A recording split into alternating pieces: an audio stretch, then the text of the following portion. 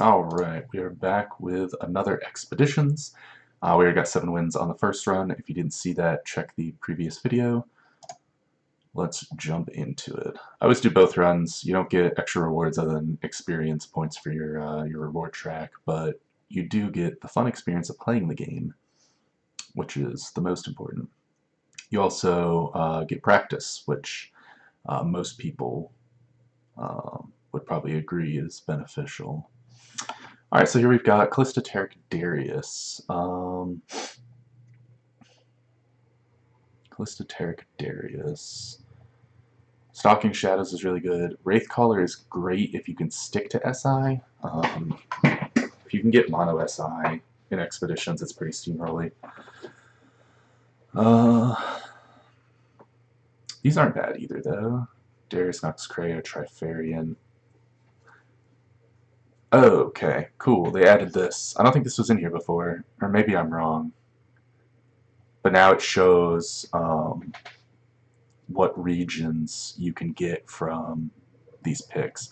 So if we pick this, your second champion pick, there's certain ones you can get based on what you pick in the first one, and I believe it's tied to the keyword as well. So if I'm not mistaken, Blood on the Ice can get you a Nivea, I think. Don't quote me on that. I don't have a table or anything for it. And I'm fairly certain if you pick this, it's Hecarim. I don't know.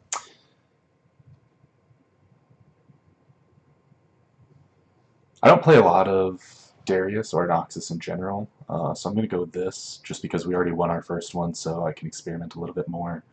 Noxcray Arena is an interesting card. If you do get enough freeze effects, it can be pretty dirty, and I believe, like I said, Blood on the Ice gives you those freeze effects one way or another. So I don't know if it's guaranteed to be Anivia or if it can be other cards, but it does give you Freljord Noxus as options. Ash, that's right. Ash is the other one. I knew there was another freeze champion that it offered you.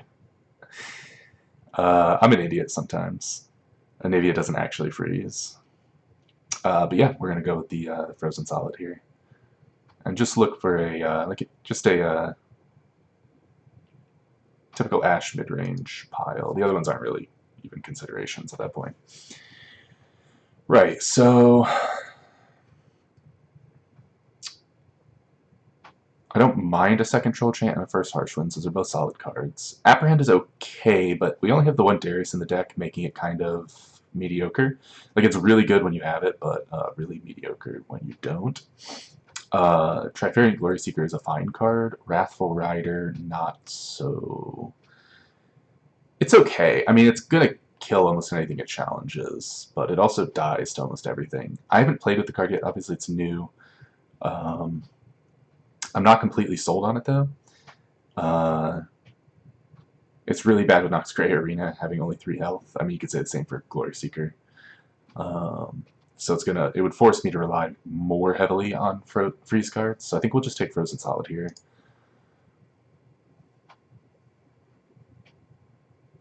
Alright. Blades and buffs. That goes with Targon Noxus. I don't think... We could, if we get Everos and Outriders, which again, I'm not sure which pile that's in off the top of my head. I do need to compile a list. I've got all the information, I just haven't set up an actual list for it. Everos and Outriders would want us to avoid picking a third region. Bull Elnuck is actually surprisingly fine. It's just a 4/5 for 4, which isn't super exciting anywhere else. However, in Expeditions, it's fine just to have stat sticks. Everos and Sentry is okay. These are both really good, though. Rhinefang Wolf, especially, right? If we freeze things, it's guaranteed kills. It has Challenger, so even if you trade with whatever you pull, Challenger is just a really, really strong keyword. And Wild Claw has Overwhelm, which is another really strong keyword. He does fine with the Arena, so he'll sort of function as like our second Darius at the moment. Which is actually really funny. In base form, he's better than Darius. But yeah, I think this one's fine.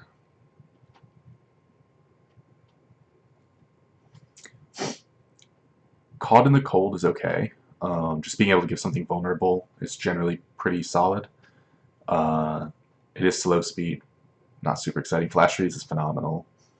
Rime Tusk Shaman is also really good and combos really well with Arena because you can get a lock on somebody if they only have one unit, always freezing their thing and striking it.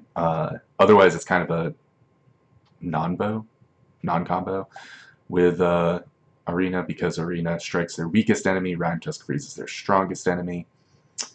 I'm an idiot. That will make it their weakest enemy. Wow. What a day. It's been a long day. Yeah, it's a complete combo. Rime Tusk will freeze it, making it their weakest enemy and allowing you to strike it. Rough. That being said, it is a couple of 5-drops, which is going to force us to have to pick up early drops pretty heavily. Marauders is fine if you can get a lot of them. If you don't get a lot of them, it's okay. I mean, it does buff itself. But even just like a couple of Marauders can get out of hand really quickly. And those are commons, so maybe we take a rare. I think if I'm picking between these two and Rime Tusk, I'd rather have the Rime Tusk, even though Flash Freeze is a really solid combat trick. We do have a couple of Troll Chants, so... But we also have a nice Spell Archer. I don't know if we need the Rime Tusk necessarily.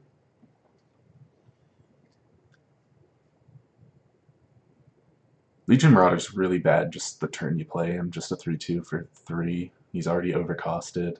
He becomes a 4-3 with no keyword after his first attack, which is worse than the 4-3 Overwhelm that Noxus gets.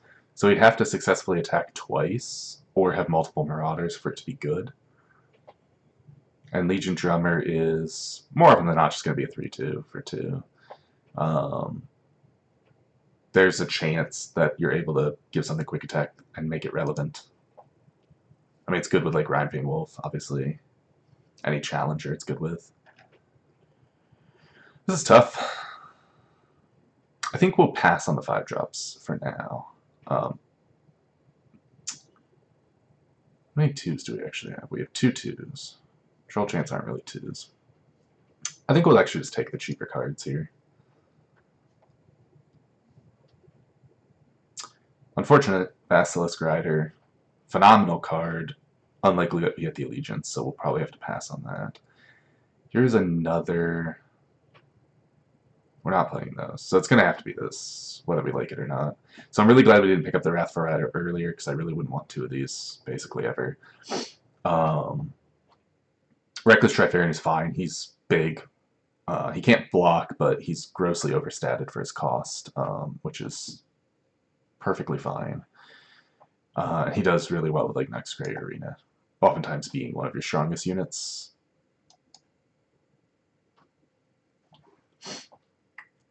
So at first glance I saw Rime Wolf and Brittle Steel, both phenomenal cards, but Whirling Death is one of the best cards available. It is one-sided removal, effectively. It has a condition, they have to be in battle, but when it's good, it's insane, and it's one of the few cards I would run many, many of if I had them. Brittle Steel is great, and another Rime is great, and the Shield Breaker, we actually don't have one yet, so I don't hate it. Fearsome is sometimes relevant. The Weapon Hilt is cute, and it's okay. It's just not great. It's not great.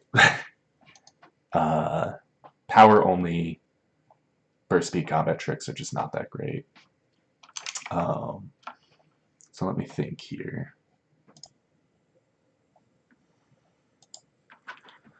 I'll probably just take the Whirling Death.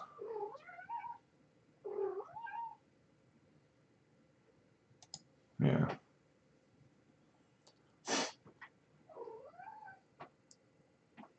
Hello, Kitten. Come here.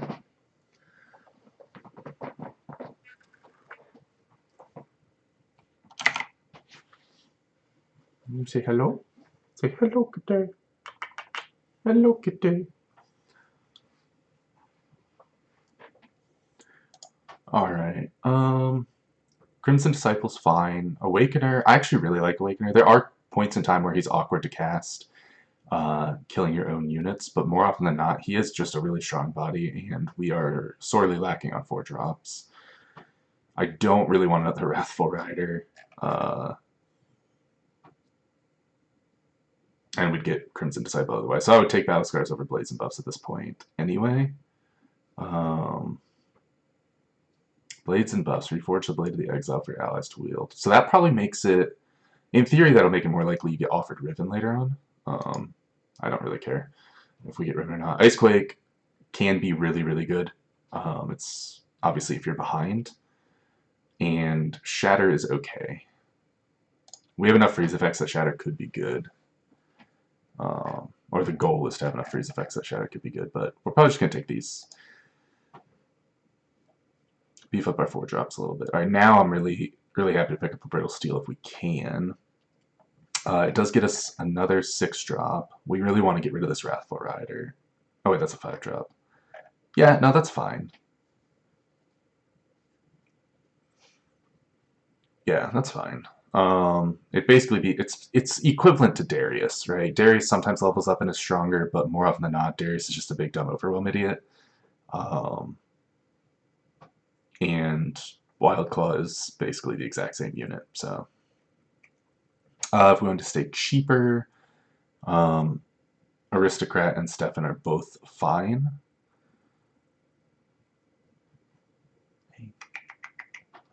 But I think we're going to go with the Brittle Steel here. That's Captain Pharaon. We're going to take it, I think. Scorched Earth is great. Usgar is mediocre. He can be really good, but he's mostly only really good if you're already winning. Typically, if you're far enough behind on board, dropping an 8-drop isn't going to solve that. So, Faces isn't even active in this deck, so we can just skip that. But Captain Pharaon's a phenomenal card. Savage Reckoner is alright. I'm going to compare it to Wrathful Rider, which is a 7-3 challenger for 5. He is a 7-4 challenger for 7. So he gets 1 extra toughness, but more importantly, he gets that critical overwhelm stat. Just in my opinion, a lot. I mean, he is a lot more expensive, no doubt. And 7 mana is significantly more than 5 mana, but I think that's okay. We really need cheap cards now, though. You gotta stop offering me Wrathful Rider, man. I don't want it. I do want the Archer, but I don't want the Rider, so that's pretty much out. Here we'll probably pick up we could use the extra Frostbite, and the Challenger is fine. I don't love a 3rd Troll Chant. I don't hate a 3rd Troll Chant. Scorched Earth. We don't have any ping effects, so it's unlikely that Scorched Earth finds targets, although it could destroy landmarks, which is always great. Troll Ravager. I don't behold anything, so it's just going to be a 3-5 for 4. We're just going to take the Troll Chant, call in the gold. Brutal Hunter. Brutal Hunter is a sweet card. I haven't gotten to try it in Expeditions yet, but it seems really good. But once again, this Rider won't stay away, man. Icy Yeti's pretty bad. There are rare times where Icy Yeti's really good, but they are far outnumbered by the times where Icy Yeti is really bad. And Death Lotus is also not really what we're looking for, I think. So I think we're going to have to take this and just really hope it gives us the option to trade out of Wrathful Rider at some point. Armored Tusk Rider is a phenomenal card, and normally one I would take, but we're pretty heavy on 6-drops, and once again, it comes paired with a frippin' Wrathful Rider. So we're just going to take the Brittle Steel and Iceveil Archer. I'd really like some 3-drops, is what I'd like, but we're just not getting offered them. Like, at all. Shunpo's okay. Mostly Shunpo is the type of card you want against, like, Aurelian Soul decks. Because Shunpo itself is really slow. It's not going to be good against other people that are successfully combating against the board. You want it against people that are playing really, really slow. And that's not often the case in um, expeditions. You will run into some slower decks sometimes, but more often than not, people are just playing pretty generic mid-range or very curve-oriented decks, I should say. Even if they have Aurelion Soul in their deck, they're not playing super greedy Aurelion Soul. I don't really want a second Caught in the Cold. As much as Brittle Steel's right, we already have 2 of them. Brother's Bond is okay. It's not my favorite buff in the world, and we don't have a lot of great targets for it. But Rune Weaver is a 2-drop, and yeah, we might get offered to trade 2-drops for 3-drops at some point, so having extra 2-drops is not necessarily bad. So we'll grab that. No 3-drops, man. Well, I'm definitely not making any of these trades, so yikes. This is rough. But the nice part about Expeditions, and the reason it's one of my favorite draft modes so far in card games, is that you get the ability to improve your deck as you go. It gives it a little bit of like a roguelike feel, but in at times when you're not adding cards to your deck, you get the ability to swap, and that includes whenever you lose. So if you lose a game because of a really bad card, you can often swap it for something else. Thresh Shyvana. So he's probably pretty fast. I don't know if Arena's fast enough. We don't have a lot of 3s, so I'll keep the Trifarian. We're actually really light on 3s.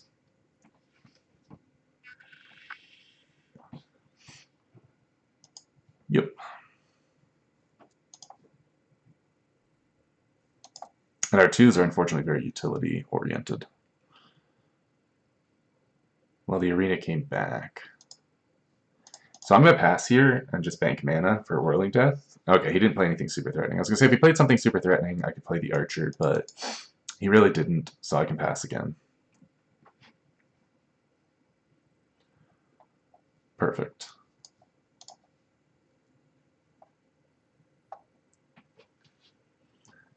We get a chance to slow him down a little bit. I'm not blocking that, but...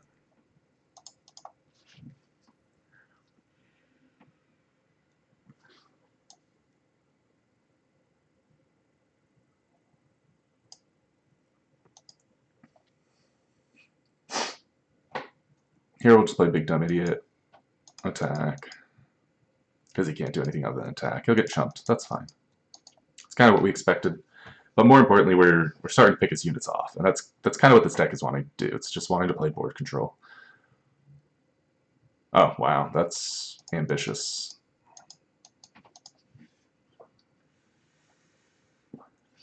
This guy values a random last breath follower that costs 3 or less over literally anything else he could res later on. I mean, I guess he didn't have anything else to do with his mana that turn, but...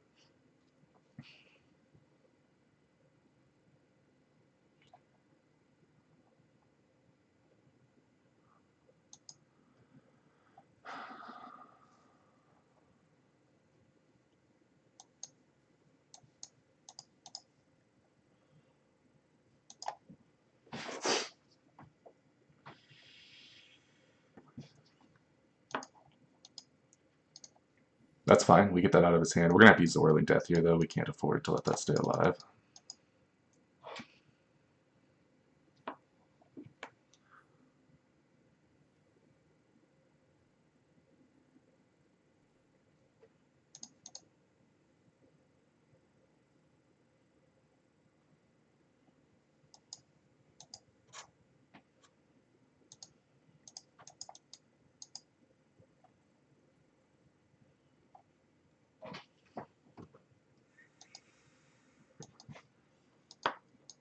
Ooh, Undying. So now I really don't want to play Noxgray or Arena.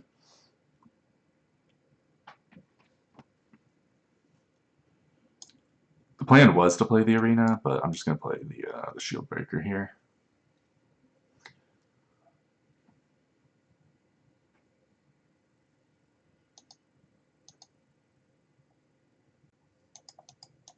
And he's got Crumble. Alright. Well, that's not particularly good for us. It's going to be really hard to deal with the Undying. And Noxgray Arena really works in his favor there.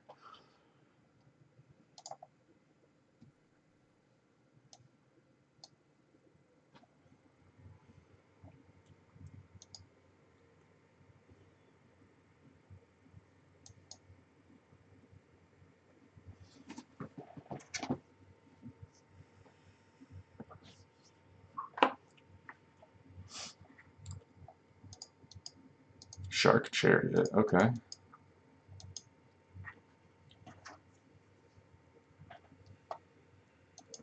Figures. This is why I don't like this card. It dies to literally everything. Literally everything.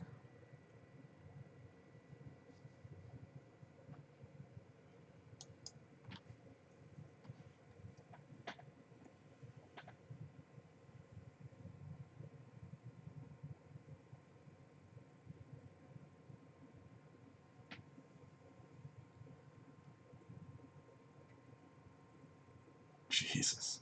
Alright. This guy's got a good load of stuff, that's for sure.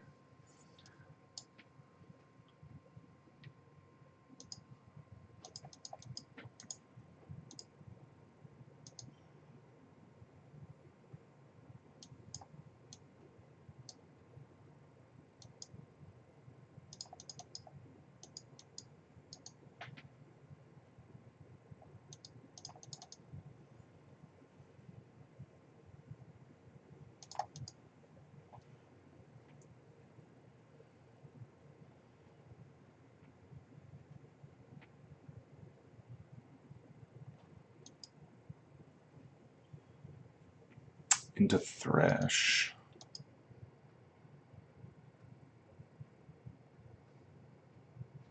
So Thresh is almost definitely going to pull something here. Probably pull the quick attack.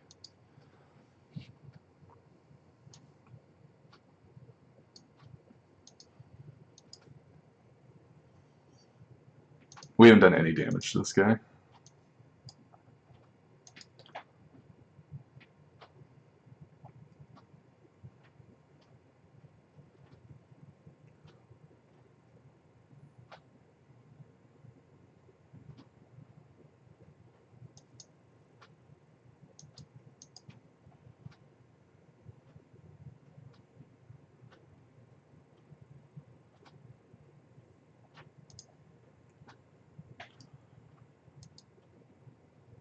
Sure.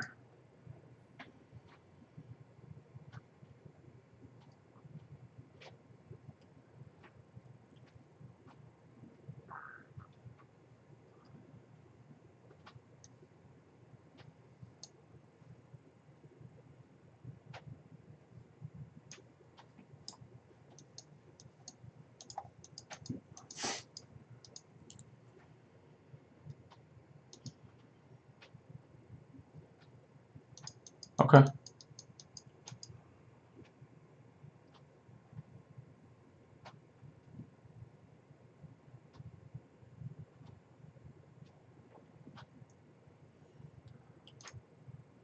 That's a big boy.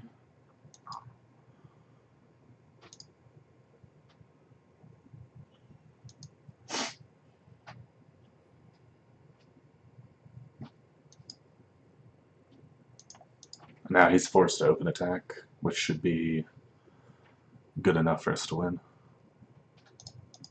Unless he has life gain. Which, I mean, it's Shadow Isles, he could.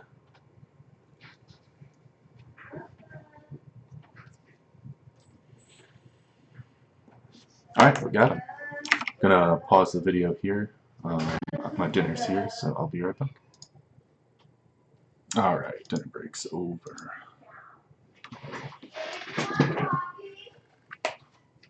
What's that? Sure.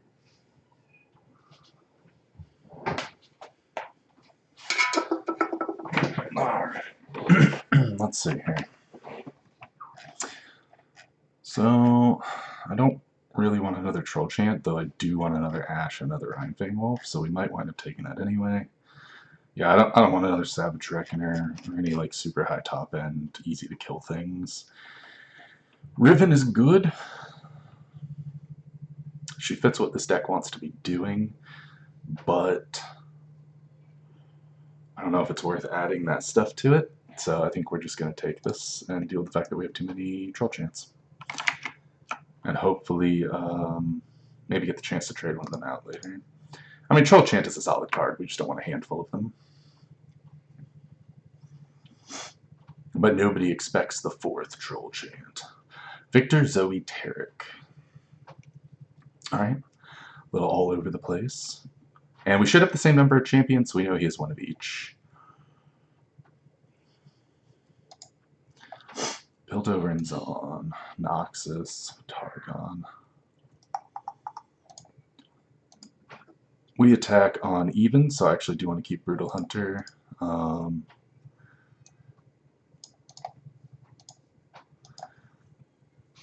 keep the Trifarian. Oh, we get the Wolf anyway. Trifarian we can play on 3 on his turn, and then be able to attack with it on our turn. Well, that's unfortunate.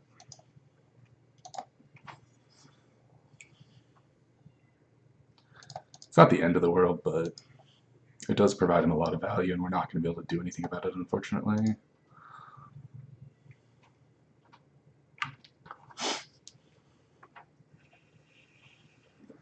But we'll be able to kill her with Brutal Hunter, provided he doesn't have an answer. And we'll have a Troll Chant to back it up, so I'm not too worried about it. Depends on what he gets from his star chart if he decides to use it.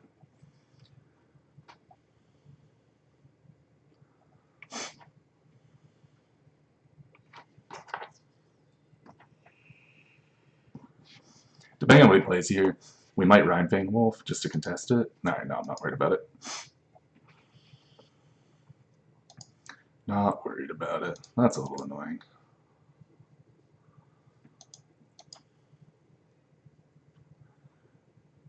So he'll get his gem.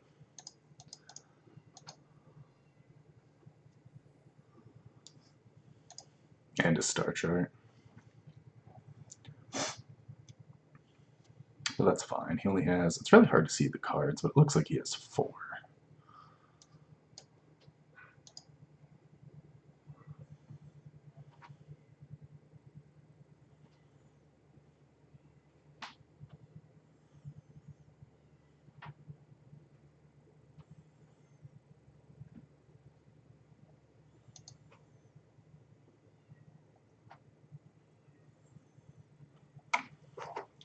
He'll be looking for the double stun.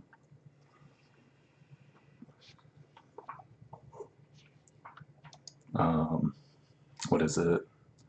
Crescent Strike, I think it's called. It looks like he didn't find it though, or he probably would have snap grabbed it, I think. Unless he's newer, it's taking time to read the cards, but I feel like there's not a lot of consideration there. Crescent Strike is obviously his best outcome.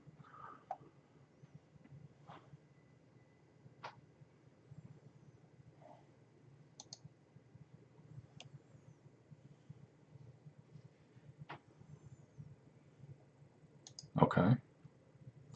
Now what's interesting is, now that he's putting so many resources into these other cards, I don't know how much I care about Zoe staying alive. But we'll kill her anyway. And we've got the Troll Chant to make up if he tries to pump his goat. Or if he tries to do that crap.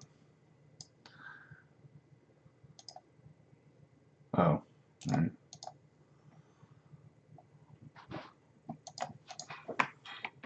It was a good try. He does unfortunately get 2 gems out of this, but he's down a couple critical units, so...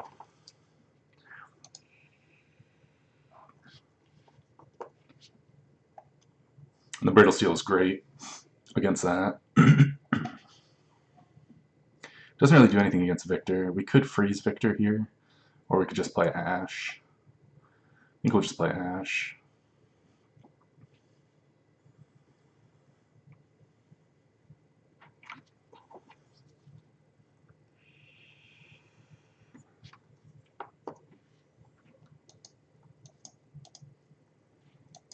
Even if he has Pale Cascade, we should be fine. Unless he has like Might. Okay, Behold the Infinite, sure. Doesn't actually do anything.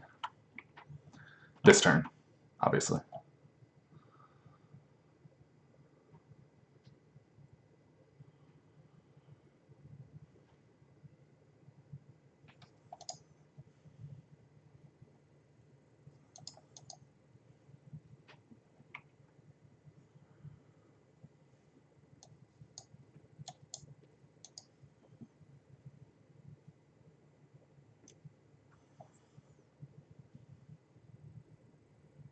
We're just pushing damage. I mean, 10 damage. It doesn't kill his Viktor, but we're not that worried about Viktor as a card.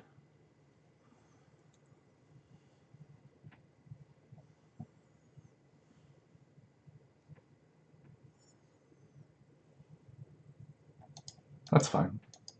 Even with the gems, like the whole point of that wasn't to damage Viktor. It was just to get him out of the way and push 10 damage. We've got Harsh Winds to deal with a gigantic Viktor if it winds up somehow becoming a problem. And he gave it, oh, Scout, that's gross.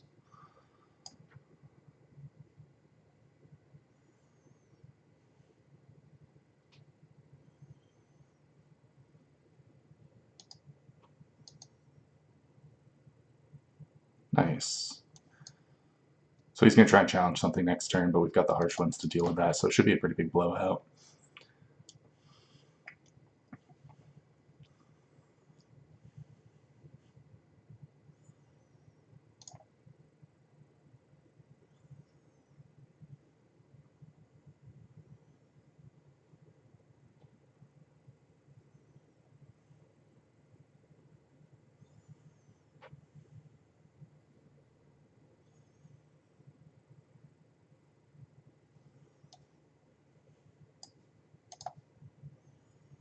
I'm actually just going to freeze it this way.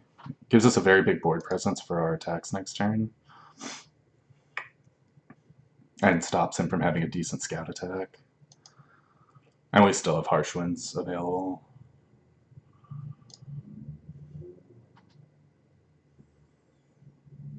Which even if we only catch one unit, like if he just tries to challenge something with this, it's still enough of a blowout. Yeah, that's greedy.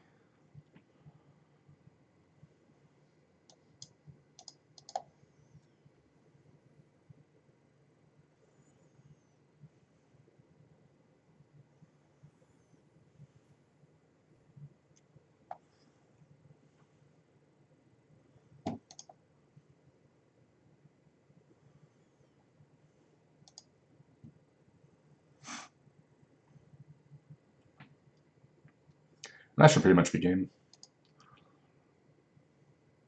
Oh, sure. It's not going to matter. One of his guys won't be able to block, and I can challenge the other one, so...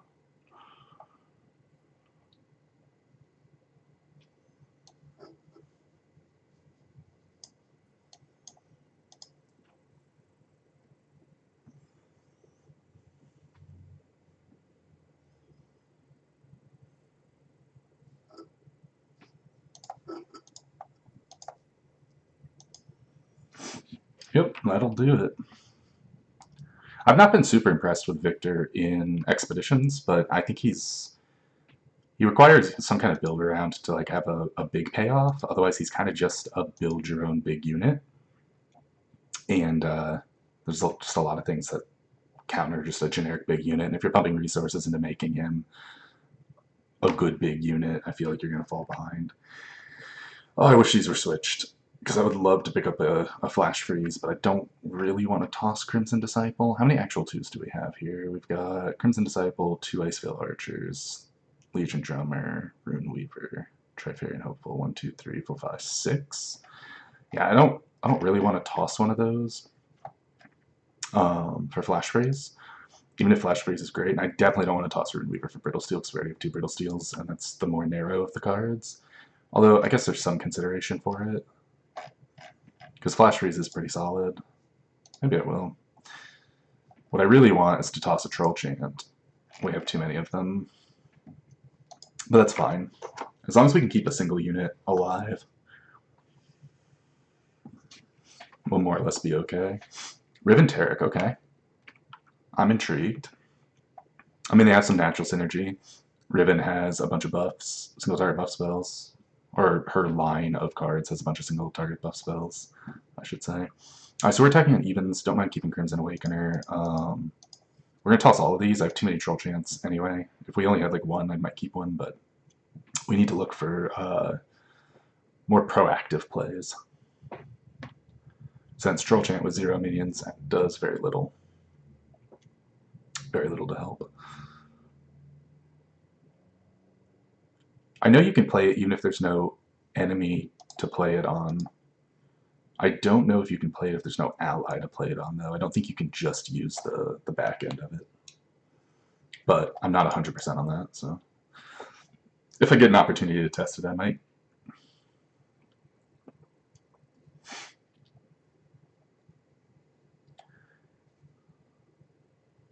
No, give an ally +0/+2 to give an enemy -2 -0. So you have to do the first part.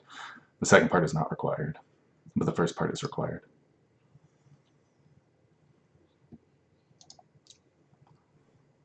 Not a great opening hand for us by any stretch. We're gonna have to find a place to get a big swing turn at some point because he's likely to just keep developing a board if he's got a decent amount of the Soiree package. Then we're gonna quickly fall behind on board, and that's not where our deck wants to be. We didn't take the Ice Quake, so we don't really have any good comebacks from a wide board, other than just a big unit that can start picking off units. But in order to do that, we need like Brutal Hunter challenging things, and then keeping keeping her alive. What is the full art on this? Huh. Okay. Another not super great turn.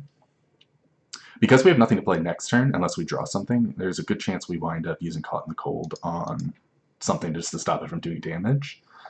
Unless he open attacks, obviously.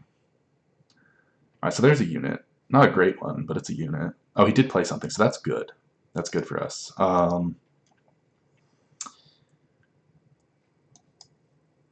think we just do this, though.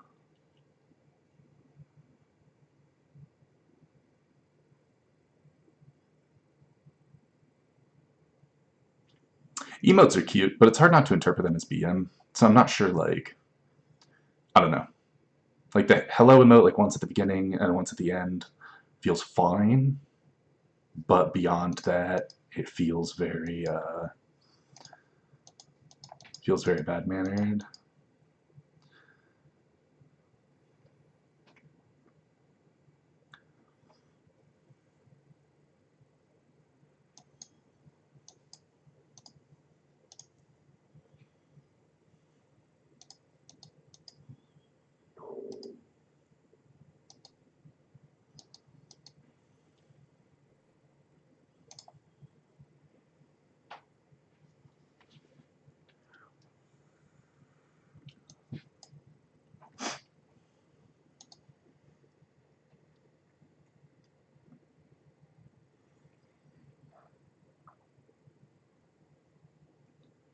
I think if he passes here, I just pass back.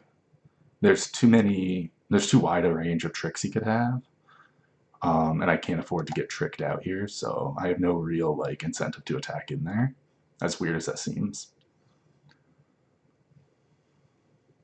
But it's more beneficial to just waste his turn. If I attack and he has a small trick plus a unit, I'm pretty screwed.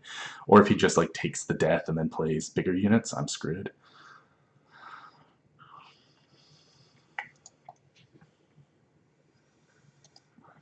Either way, we're in a bit of trouble. Yeah, that's a big boy. We don't have enough for Harsh Winds, which means whatever we play is getting pulled and killed.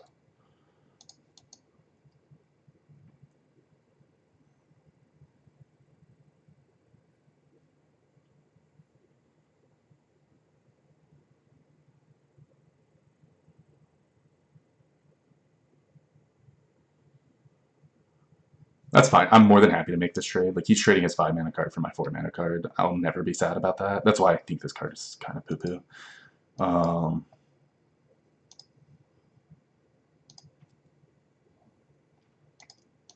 So we have ample amounts of troll chance and nothing else to do with our mana. Or, well, we have other things we can do with our mana, but not super great things to do with our mana. And I'd prefer to just bank the spell mana.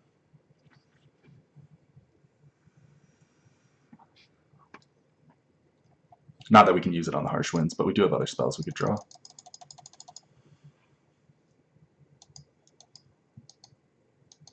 Okay.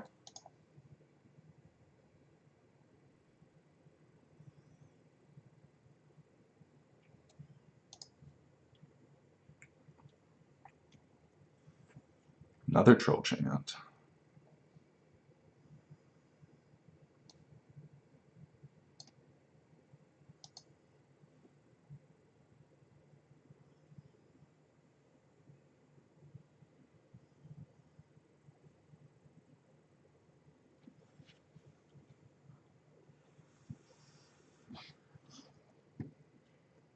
We're definitely attacking with a 6-5, but do we attack with a 3-1?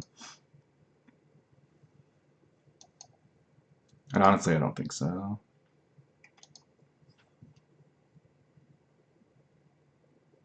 You can block with a 3-2. But otherwise, it's just the 7-2. I'll take the free 6 damage. And then a Riven. Okay. The good news here is we do have Harsh Winds for this coming turn.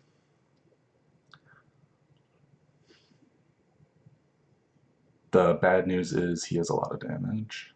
7, 8, 9, 10. So we do have enough to Harsh Winds and, well, I can't really play Crimson Awakener. This is where it gets awkward, is when you have like a 3-1 and you're playing defense, and playing Awakener would just get your unit killed. So he probably pulls a 6-5, almost definitely pulls a 6-5. 3, 4, 5, 6, 7. So he's going to spend some spells to buff something up. Oh, just quick attack, sure.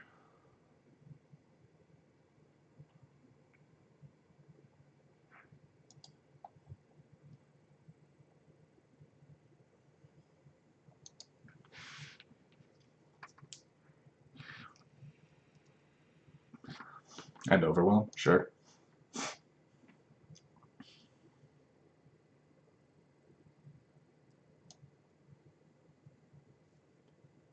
So I'm just going to block here and Harsh Winds these.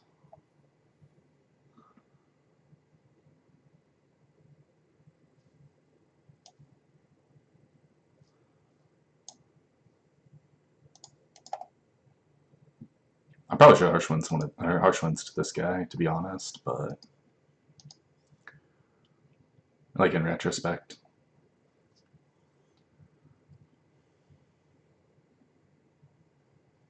That was a bit of a slip up. If he has something to respond to this, I might be in a lot of trouble.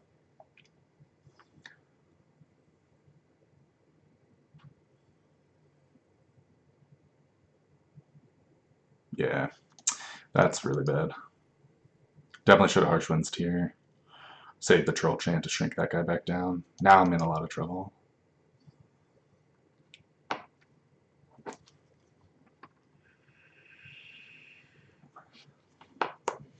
We had a really awkward early start with no early drops.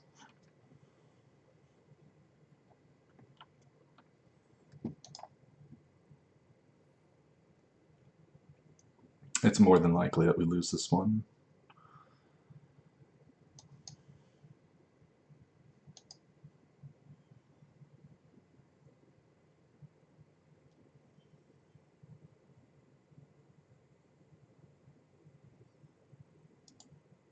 Like, honestly, if he even just develops another unit, yeah, we're done.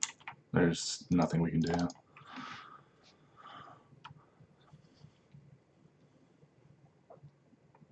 So we're still lacking meaningful actual 2-drops, or at least meaningful actual early drops. So we want to look for something there, and of course there's nothing offered.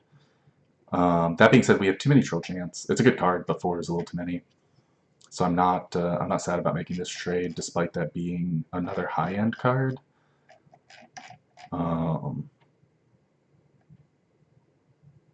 Yeah, it's a reasonable high-end card. It really stops a lot of opponent attacks. So I'm pretty okay with making that trade.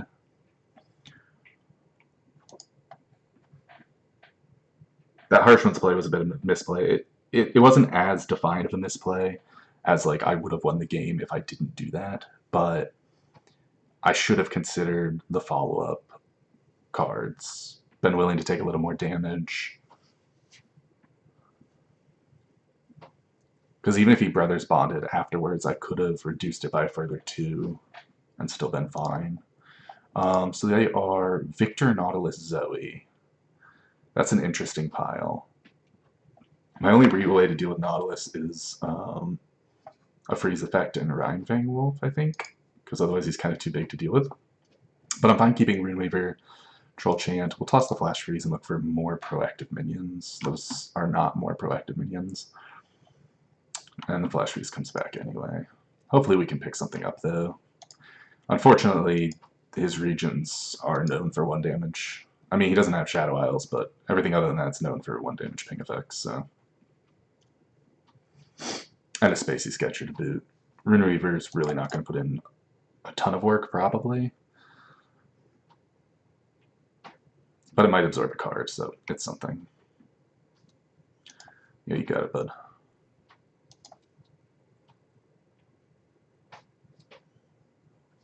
+2/+0 is not bad. It's unfortunate that you can't use that one in combat. Like, I understand not being able to give Overwhelm or Quick Attack in combat, because that would be pretty busted. But just a basic +2/+0 not being able to be used in combat is a little disappointing.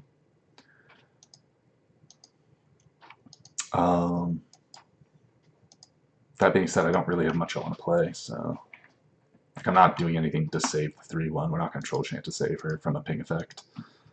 Trading 1 for 1 with a ping effect is perfectly fine.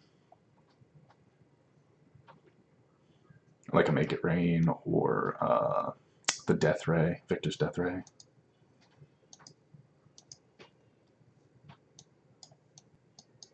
Now, if he blocks with a 3/3, he's probably got the Electro ping 2 things, and then I might Troll Chant to save it next turn. But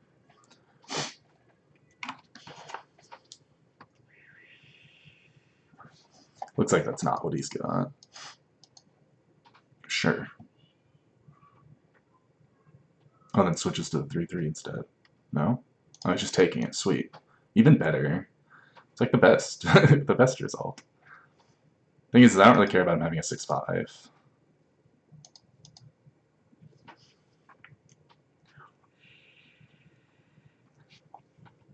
This might be a matchup where the Nox Gray Arena winds up working out. Unfortunately, we have no minions, only spells right now, which is pretty awkward. If he attacks here, I can just spend the Blade Fragment to stop his Viktor from attacking, probably. Because if he attacks with just Viktor, what am I really doing? Just taking 2? I'm pretty fine just doing this and stopping him from attacking. If he attacks with just the 3/3, then we Troll Chant and kill it. But this stops the Viktor attack. Or the 1/1, sure.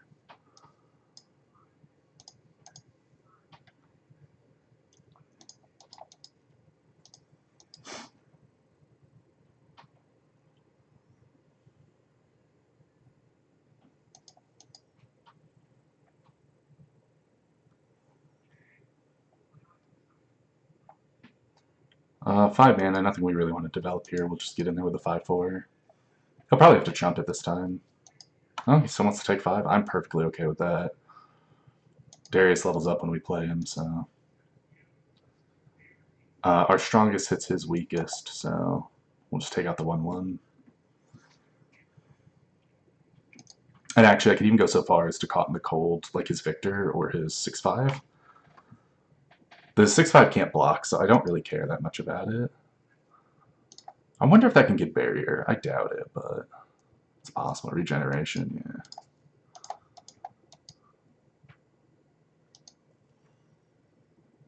Actually, he has the Spring Gifts. If he's smart, he can just Spring Gifts here, so that was kind of a bad play on my part. It'll be a 50-50. Actually, no, because it'll go by health after that, so the 1/1 will die. So yeah, that was actually a mistake.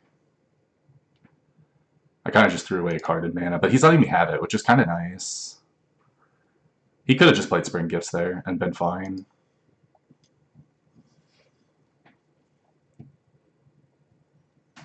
Flash Freeze serves double duty here if we want it to, in that we can kill the Trifarian, but I honestly, or we can kill that to stop him from drawing cards.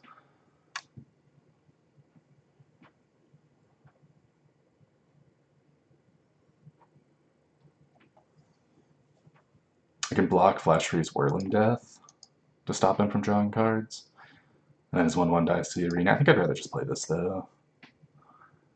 He'll get to draw a card, but he's facing down a lot of pressure next turn.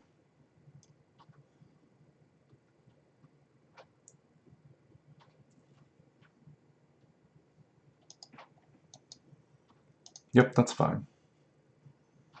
And if he attacks with that 1/1, so it should be a roll between these two, I think. It should be a 50-50. He attacks with a 6/5. That'll put me down to 8.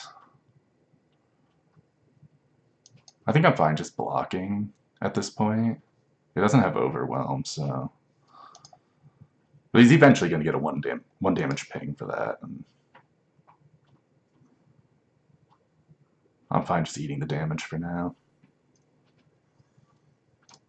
50-50 to hit Zoe. Got him.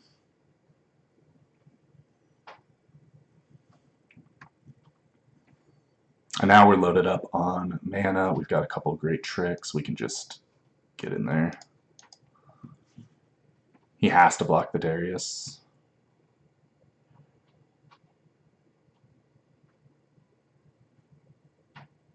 He actually kind of has to block them both, right? Well, if he blocks with a 3/3 in front of Darius, he doesn't have to block both. But if he does that, Whirling Death kills him. Actually, I should be able to kill him no matter what, depending on what spells he plays. But Whirling Death can take out whatever blocks Darius, pretty much. So it should be 10 damage.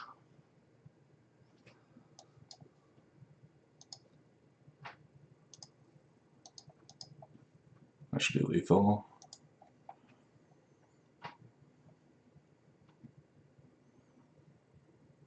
I don't know if he has anything to respond to that, but that's not going to do it. Why do people... okay, I guess it's possible they're new to the game and they don't understand, but Celestial cards are always slow. Everything is either a minion or a slow speed spell. There's no fast Celestial cards.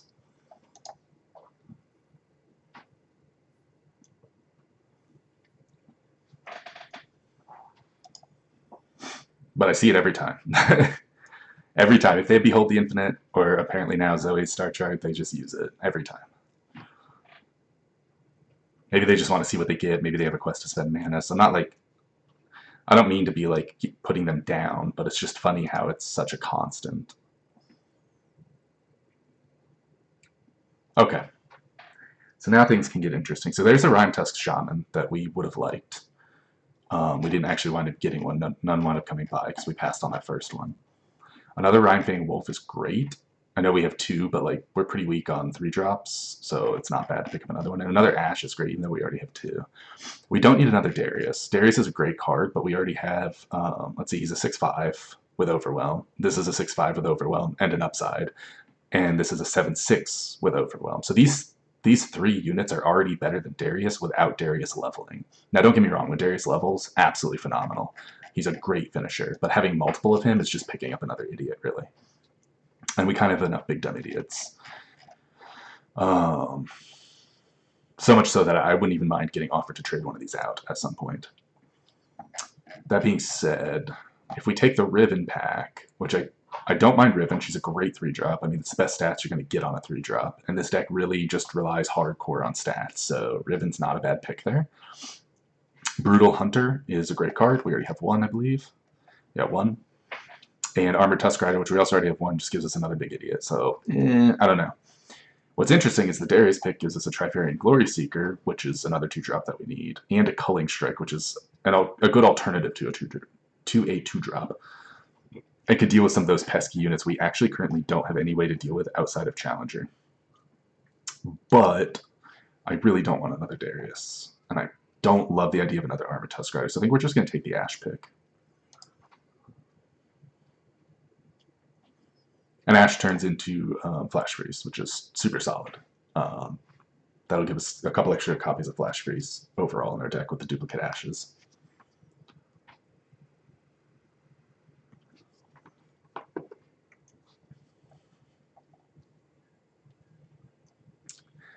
Bam, bam, bam. So, luckily we were able to pick up that win.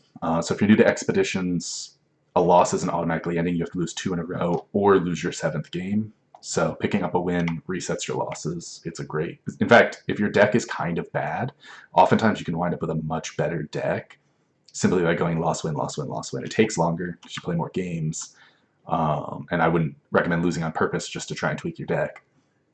But it is available as a tool to kind of trade cards out. You're not guaranteed to get the cards you want to trade, though, so not something you want to do on purpose. But Teemo, Misfortune, Bilgewater, Piltover, Zon. So he's going to be aggressive, he's going to be fast. Noxcray Arena is a fine card later, but I feel like it's a little too weak early.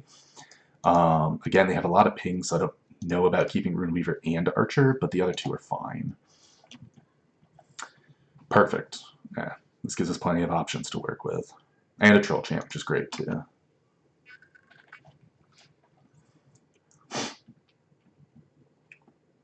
And that's a really good pickup, too. We'll just go ahead and play it. He could have a Mystic Shot or something to deal with this, but that's fine. It's basically just Mystic Shot fodder most of the time anyway. Clump of Lumps. Okay. Now if he attacks, do we trade? Oh, he didn't even attack. That's interesting. That's actually really interesting.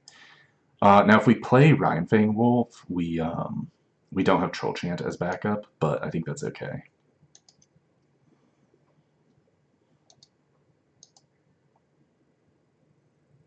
Gotcha, sure. Unfortunately, he just drew it, so it was discounted. Worst case scenario for us. But on the plus side, he's not using it to kill Ash, so there's that. And Thermo Beam. Okay, you got it, buddy. That's also not being used to kill Ash.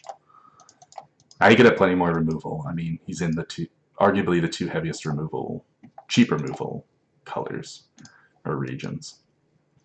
But that being said, we're just going to play Big Time Idiot. Into Puffcat Peddler, sure. And now we can play Ash with Troll Chant backup.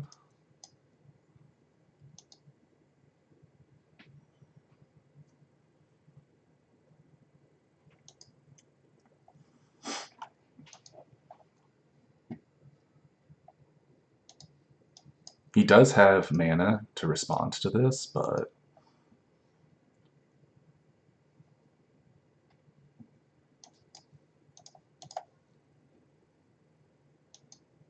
it has to do 4 damage or buff his guy. He could have the Vault, what is it, Vault Breaker? The one that sets it to 4/4. But that wouldn't have been enough. Looks like he's going with the Mushroom route, which I'm totally fine with. Mushrooms can be strong if you get there, but you gotta really get there. And we can stop one Teemo attack if he plays it this turn.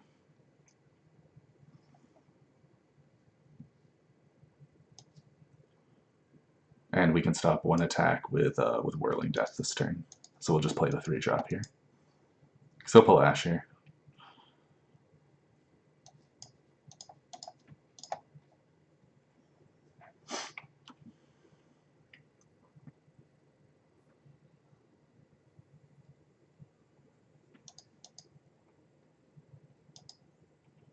Yep.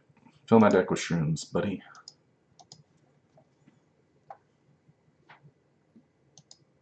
Oh, that thing had Scout. I didn't even think about that. But that's fine. You know what? That's fine. We still got to kill this guy. We probably still would have made the same play, honestly. Although if I had thought about it, actually I would have Iceveil Archered this guy. So yeah, that was definitely a mistake.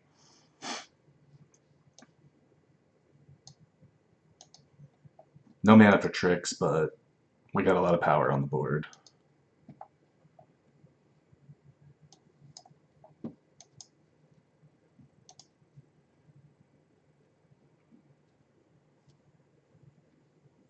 I'm fine with this as an outcome. We are a board control deck.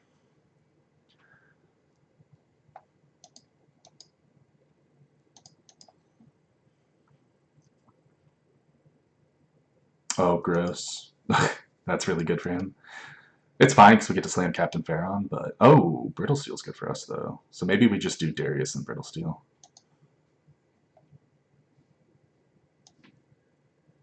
He can still attack and do the 1 damage. So even if we Brittle Steel, it doesn't actually save us.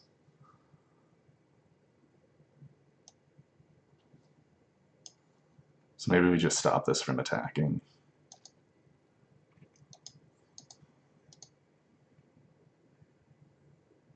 Because this is going to die to Misfortune's trigger no matter what.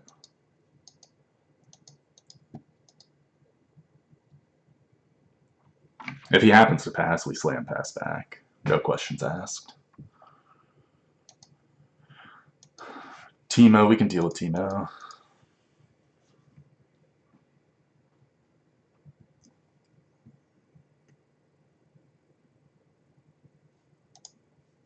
Sure.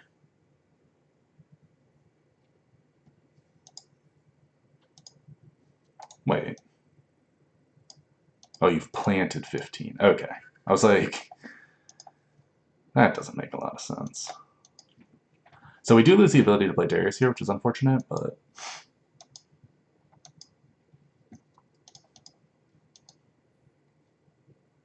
we also... he's almost out of cards, and we get to slam Captain Pharaon here.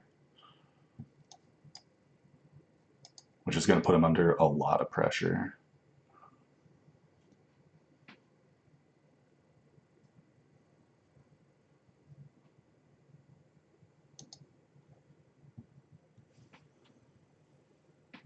Sure.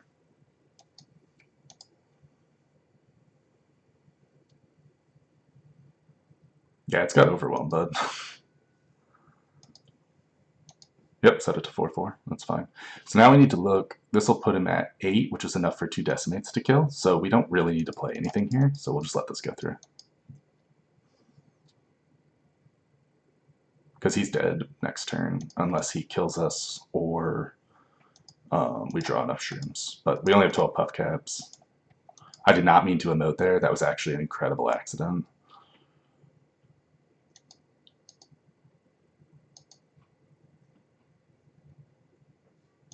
And we don't actually even have to kill him next turn, depending on how low we are. If we're low enough, we have to, but if he plays another unit here, we can probably afford to play a unit. Actually, 10, 11, 12, 13. So yeah, we can even just play a 3-drop and still have enough for it. But he's not going to give us that option. Wait. Interesting. Sure, bud. We go to 4 and he has no cards in hand. Right? It legitimately doesn't matter what you do. You're completely dead. You know you're completely dead. We go to 7. Sure, buddy. I already accidentally emoted him with the Shen emote, which felt bad. We'll give him the sad Poro in response.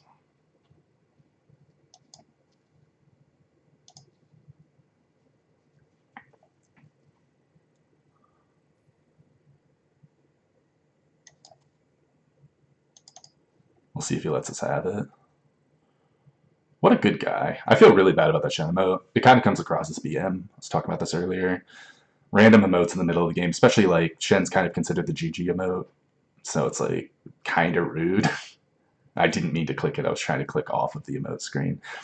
Man, well, that's the punishment I get, right? 496 out of 500 because I dropped that Shen emote. Just kidding. It had nothing to do with that. Oh, this might be perfect. Yeah, as much as I prefer to get rid of a Wrathful Rider over a Trifarian Shieldbreaker, this is a chance for us to drop a 5-mana card for a 3-mana card, which I'm super happy about. Alternatively, now we only have 3 Chill Chance now instead of 4. I was going to say we could swap this for Navaros and Sentry, which is also a great card because we do need 2 drops as well. But I think I would rather swap these. Rhinefang Wolf, if your opponent can't deal with it, it's a very, very, very mean card in a Frostbite deck. And it's a solid card even if you don't draw the Frostbites. Another Taric Riven? Okay. I'm curious to see if anyone manages to get Taric Riven, like, really go off in Expeditions. The problem I have with Taric in Expeditions is he's not useful on his own, and if you're relying on Taric Riven specifically, he's, maybe we keep the Troll Chant, kick the Hunter. I am attacking on even, so the Hunter's good, but I just want to make sure I get earlier creatures. Sure. This is unfortunate, the double Ice Veil, but it's really not the end of the world. Weirdly enough, I don't think I'm going to play it here. We don't have Troll Chant as backup, and I'd rather play it to cuck a bigger creature if I could.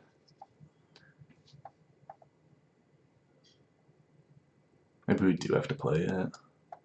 So we can Frostbite this one.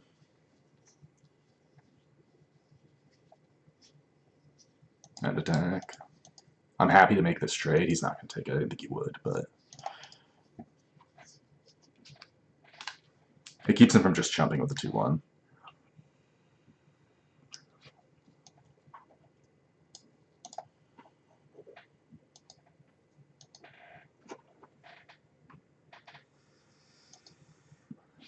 Pale Cascade is a card that we need to be aware of.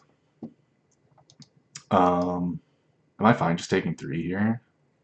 I think so.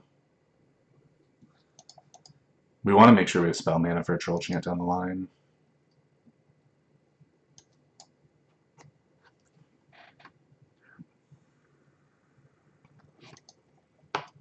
We are a little behind curve. He'll probably just jump it. I see no reason for him not to. He could try something cutesy with a buff. But that's what Troll Chant is for.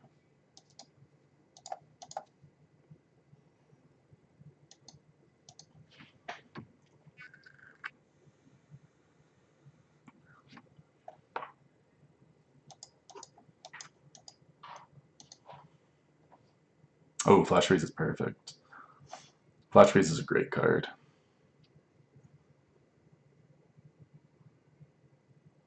Doesn't really do anything for us this turn. Probably.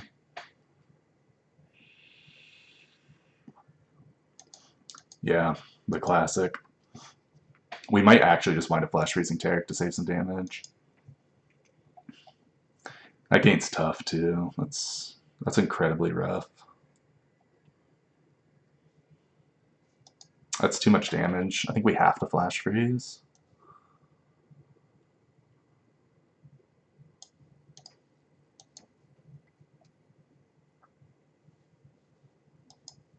I think we have to block the goat.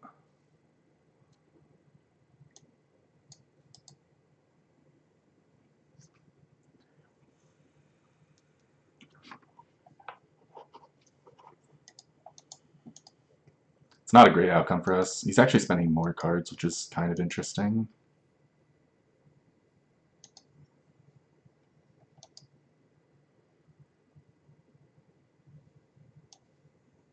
Now he's out of mana, so I know I can give this +0/+2 and shrink this to not take damage. Because this is going to be reset to a 3-1 no matter what.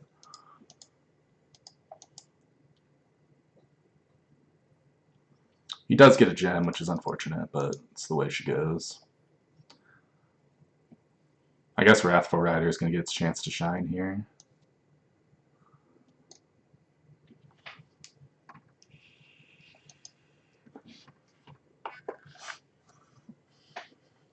I mean, assuming my opponent doesn't have, like, the 3 damage Noxus spell or anything. Like, he needs something to protect the Taric. If he does, we're in a lot of trouble. If he has it. I'm fine with him trading his goat. No spell? Okay. His Taric is leveled now, which is worth noting, because he does have 2 of them, or 3 of them even. 2 or 3, I'm not sure. And we're in a pretty bad spot. He drew a bunch of cards. He was able to get the Taric combo off with Pale Cascade, which is really like one of the best things you can do, is just turning it into a draw 2. Really gets a lot of mileage out of Taric. And we're in another really awkward spot where we have a bunch of 1 health dudes. That is a 7/3.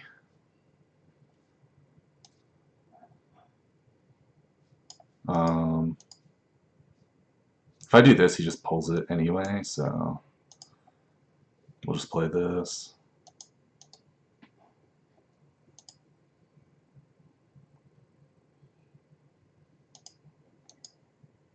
Quick attack, gross.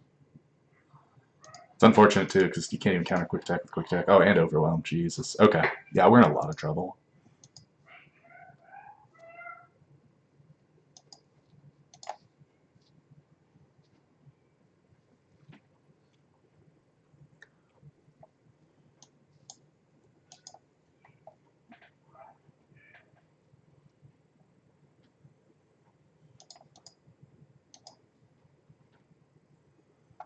Brittle Steel's great against his challenger. And now we get our own quick attack interaction.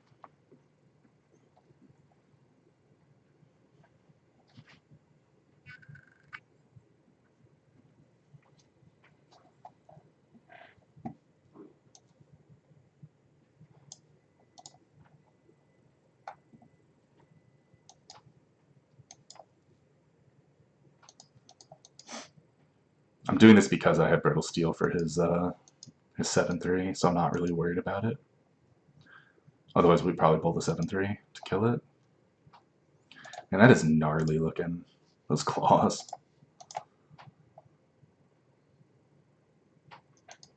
Unfortunately, he has 5 cards and a full mana pool, or very close to full. Oh man, 2 of them, okay. Well, I can only stop 1 of them, so it is what it is. Hopefully he doesn't have another Overwhelm. Oh, Lord. Well, now that doesn't stop it anymore. Okay. That's one of the best cards he could have gotten there, I think. He played well. And our deck really has to get the board early. It's probably the biggest weakness in this deck is getting the board early.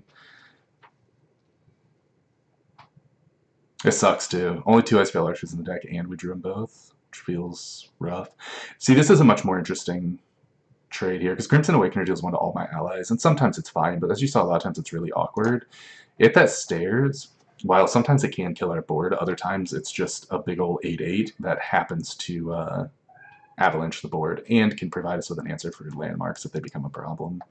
So I'm more than happy to make this trade. I don't want to get rid of a 3-drop for another Archer, and I definitely don't want Icy Yeti over Brothers Bond. I don't love Brothers Bond, but I really don't love Yeti. So we lost 1. If we can win this next one, we'll be back in it. We'll be doing just fine. So we'll see how this goes.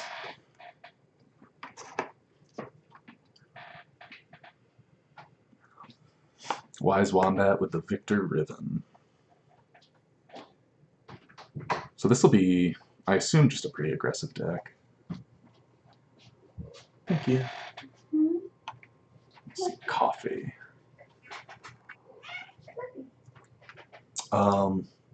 We're not attacking on evens, so I definitely don't want the Brutal Hunter. We're attacking on odds, so Ryan Frame Wolf feels fine, and I'm always happy to keep a Troll Chant if I get to use it.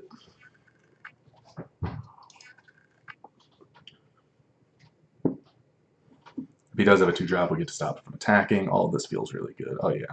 I mean, if he got a +2/+0 or something, he can still attack with it, but I'll make the trade. I'm more than happy to make that trade.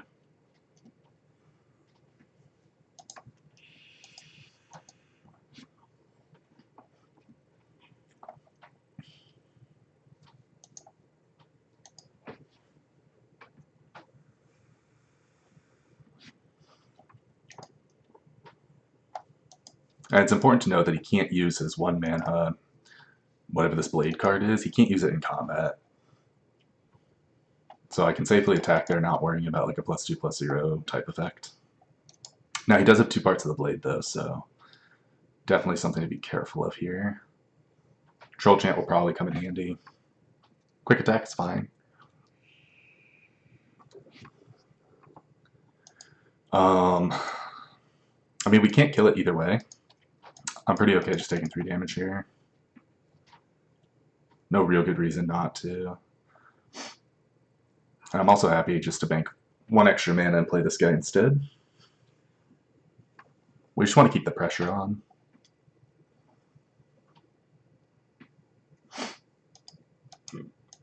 Ballista, sure. Again, we can deal with that with Troll Chant, or we can deal with the Riven, depending on how he chooses to block. Actually, even better. Because we have full mana, I can just play the Wrathful Rider and hope he doesn't have Get Excited. Or gotcha. Gotcha would feel really bad.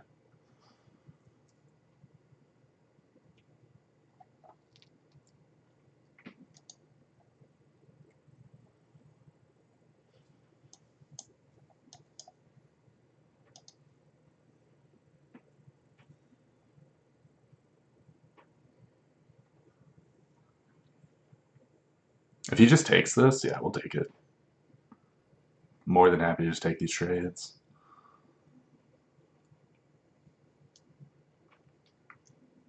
He had too much mana that he could easily have a trick to follow up and make it a problem for me.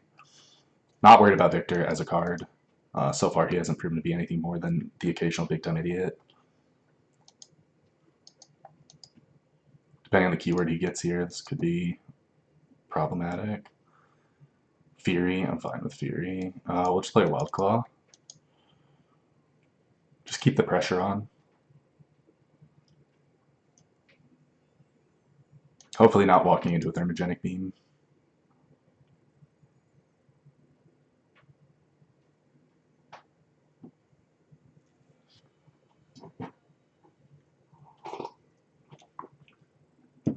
He does have 7 cards in hand. Not overly worried about that guy. He can't really attack anymore either. So he's just going to spread his units out. And the Android is a card. He can attack with that. Do 1 damage to me. He has no mana. If he attacks with anything else, he loses it.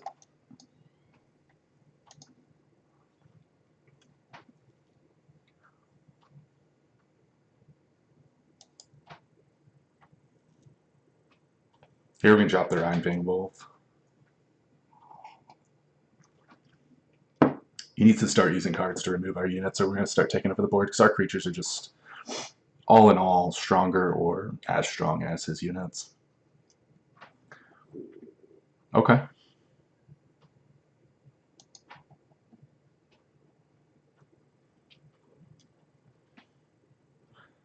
Not 100% sure what he's trying to accomplish here, unless he's just trying to make Viktor big enough to kill the wolf. 6 mana spell in those 2 regions. Reckoning could be a problem. Actually, that's 6 mana, right? I believe so. And even if he has Reckoning, we can shrink one of his dudes in response. Now, Overwhelm is scary.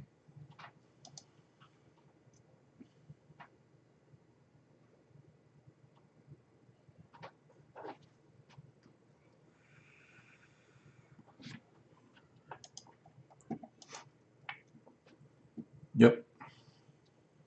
Ignition to grow big and strong. We attack with this. We attack with this. We attack with this. We attack with this. And it's a 50-50 on if it freezes this or not. I think. Oh, wait, no. Frostbite's the strongest. Nope, so he has more health, so it will Frostbite him. Yeah, it goes by power, and then health, and then mana cost, I believe. Oh, he had the one that... the card that actually can be cast in combat. So here we can give this +0/+2 and shrink this. Which will be a huge blowout if he doesn't have another answer.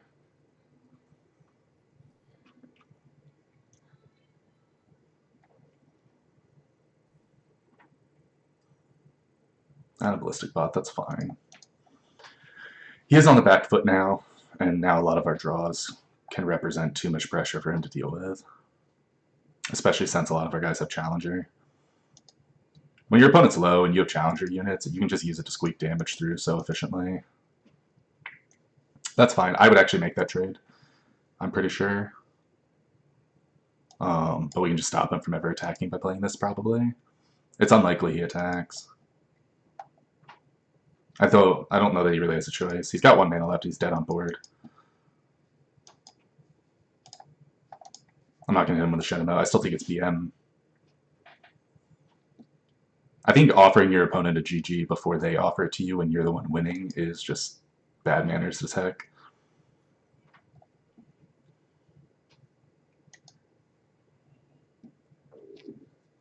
Oh, my mouse isn't working. What the heck? Okay.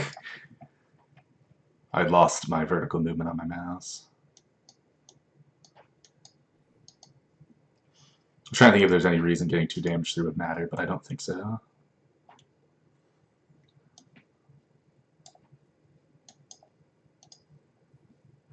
Yeah. That was the correct play by him. I mean, I don't know what he could have drawn out to, but you should always wait for your opponent to make a mistake. Like, it's always possible that your opponent developing because they're inexperienced or developing because they're trying to BM you, it's always possible that that kind of behavior results in you pulling out a win out of what would otherwise be a loss. So, generally speaking, and I know I just surrendered a game earlier, but I knew I had no outs. You should generally wait for your opponent to offer up that out, though. So this is interesting. Tusk Rider is insane with Noxray Arena, so in general I would like to keep it, but because we do have so many 6 drops, there is definitely an argument for switching this for Culling Strike. Just giving us one more tool in our toolbox, because Armor Tusk Rider, great combo with Noxray Arena, but ultimately it's just another big dumb idiot. Admittedly a very good one, and I'd rather trade, like, I don't know, maybe trade something else. But we have a lot of big dumb idiots, and our issue is getting behind on the board against a lot of small idiots. So I think Culling Strike can be the answer we need there. It can deal with Viktor, it can deal with Zoe, it can deal with Teemo. Who's the other new champion? Riven. It actually answers Riven right out the gate as well. Culling Strike answers all of them, which is certainly an argument to be a Noxus. Unless they can power up Viktor right away, but they'd have to be able to power him up twice with created cards, so it's unlikely.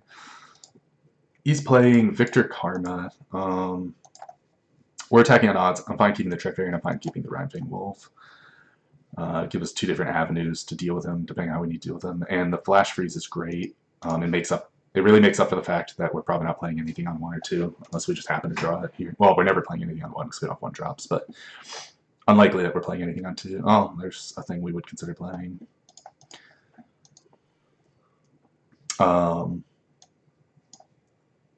I don't think I'm going to, though. Normally I would, but I'm fine just getting the Rhymefang Wolf down. He has an Ignition so he can pump his guys, but he doesn't have any other created cards. So I know that I can Troll Trant or Flash Freeze without him growing to be too big.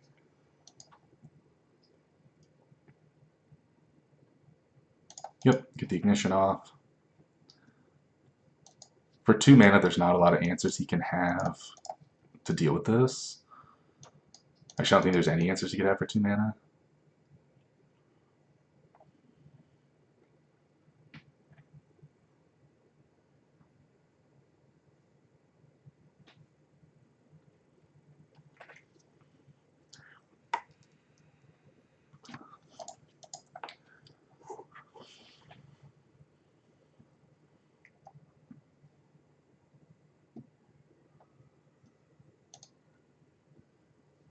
I think I'm fine using another Troll Chant here.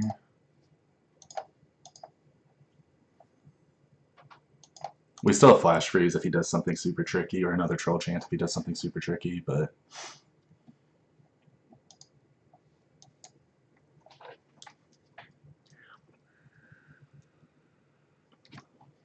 And there's a Viktor.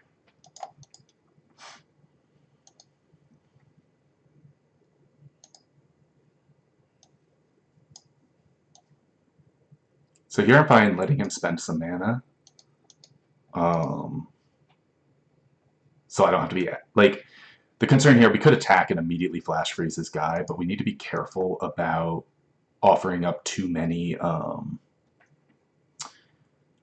juicy target, or too many, what's the word I'm looking for? If we're too proactive with our mana and we're out of tricks, that he's able to counter our tricks a lot easier. So we're actually just going to pull this guy. That can't be cast at instant speed, so we'll offer up the trades here, or offer this up and see what he does. So he's going for the Death Ray. So we can just Troll Chant.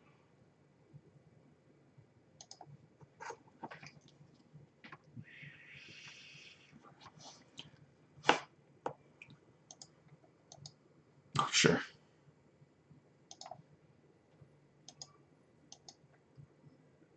He's just looking for more ignitions. He's kind of all in on this make Viktor grow big plan. But we got him down to 10, which is the magic number for Darius. So now we have a big looming threat in our deck somewhere. Caught in the Cold is great.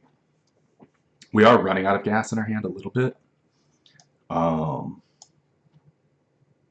actually play this. And he could have the ray that deals damage to a unit, so I definitely want to get another wolf out. Hopefully it's not elusive. Alright, overwhelm.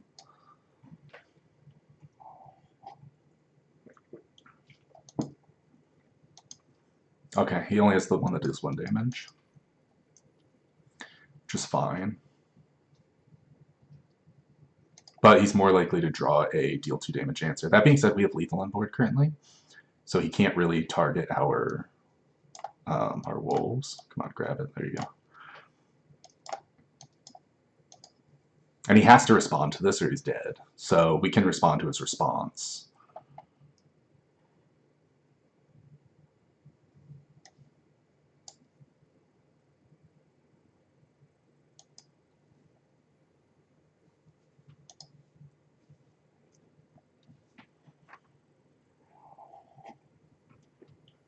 So we were expecting something like that. He had multiple of them available.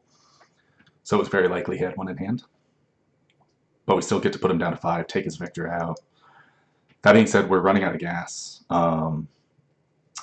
Blade Fragment is... Oh, he has another Viktor too. Alright. That's okay, though. It gets reset back to where it was, so I'm not worried about it. And we can deal with the 6-1 perfectly easily.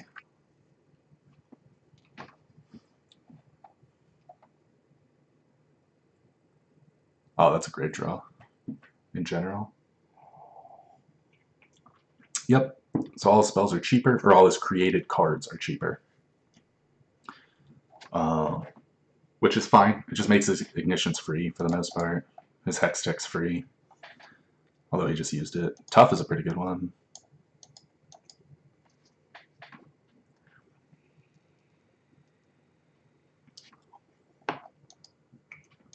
Kinku Lifeblade. Interesting. So you can get a little health back. He might be thinking he can attack with the 7-1 since it'll trade with whatever anyway, but he's correct not to. It's too likely we have a freeze or something, and he automatically loses if we do, so...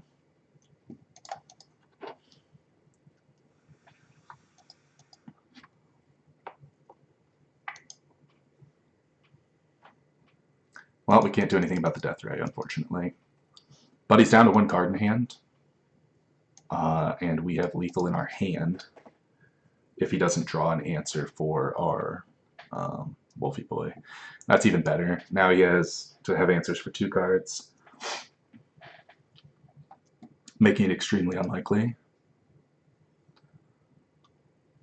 These both have Overwhelm. He has 1 HP. He's running real low on gas.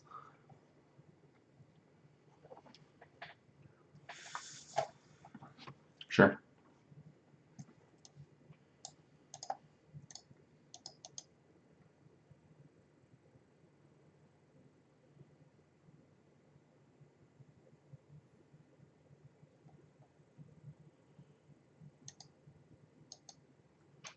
That doesn't matter.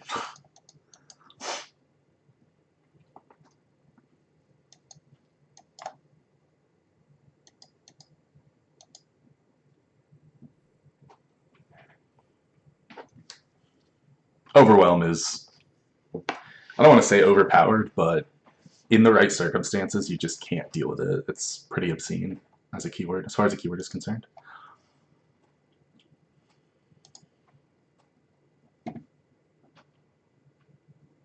All right.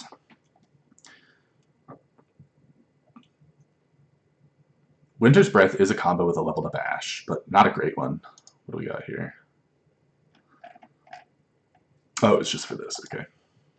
And Bloodsworn Pledge is a fine trick. other than the fact that it costs 4 mana, and we don't often have 4 mana floating, and we can't get rid of a 2-drop for it. And then Shatter is, okay, we do have plenty of frosty abilities, but we also have plenty of things that deal, we've got 4 Rhymefang Wolves, which are really just kind of the same thing as Shatter in a way. So I'm not making that trade either. So we will skip this. 1 of 5. Now that's interesting. Because if I recall, we had 6 trades last time, didn't we?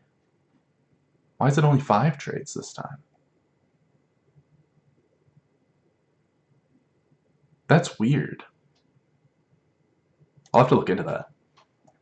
I thought it was always the same number, or maybe I'm mistaken. I'll go back and look at the other video. Maybe I'm horribly mistaken. Oh, this is perfect. We don't have a 1-drop currently, and we would love a 1-drop, and Brother's Bond is like, meh. +2 damage. Like, yes, it's Grant, and that's great. It's kind of a win more card in our deck.